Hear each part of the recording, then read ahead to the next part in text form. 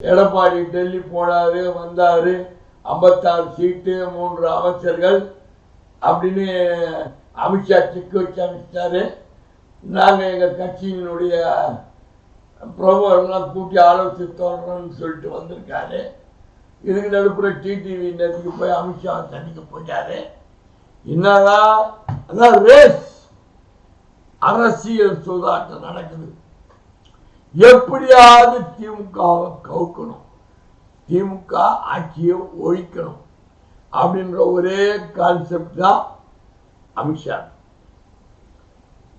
ஓபிஎஸ்னால என்ன, சசிகலானால என்ன, விஜய்க்கு ஆதரவு பண்ணாங்களா, இல்லை நிபந்தனையற்ற ஆதரவு கொடுத்தோம் அதை ஏற்றுக்க மாட்டேன்னு சொல்றாரா எடப்பாடி. இப்படி பல பிரச்சனைகள் ஓடிக்கிட்டு இருக்கு. தமிழக அரசியல், இந்திய தமிழக அரசியல் வரலாற்றிலேயே இப்படி ஒரு சூழ்நிலை வந்ததில்லை. இப்ப பரபரப்பா இருக்கு. அமையா இருந்தாலும் பிரச்சனைகளா இல்லை, அதெல்லாம் ஒன்றும் மாற்றமே கிடையாது. அதனால எது எப்படி நடக்குதோ இல்லையோ,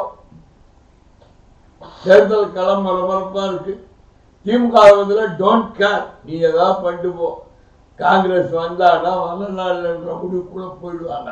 ஆனா காங்கிரஸ் டிஎம்கே விட்டு வெளியே போவார். 2ஆம் கட்ட தலைவர்கள்லாம் காங்கிரஸ் 2ஆம் கட்ட தலைவர்கள்லாம் தளபதி கிட்ட நல்லா இருக்காங்க. நாடு உரிமையை பொழுது வண்ணமாக அரசு திட்டங்கள் தமிழகம் முழுவதும் அமைச்சர்கள், துணை முதல்வர் எல்லாம் பம்பரமா சுற்றி ஸ்கீம்ஸ்களை வழங்கிட்டு இருக்காங்க. கட்சி பணிகளை பம்பரமா ராணுவ கட்டுப்பாட்டுல எப்படி நடக்குமோ அந்த கட்டுப்பாட்டுல திமுக தொண்டர்கள் எல்லாம் பரபரப்பா தேர்தல் பணியில வாக்காளர்களை சேர்க்கிறது போடுறது, அந்த பணிகள்லாம் பயங்கரமா போய்கிட்டு இருக்காங்க. விஜய் நிலப்பாடு எதுவாக இருந்தாலும் சந்திக்க தயார்.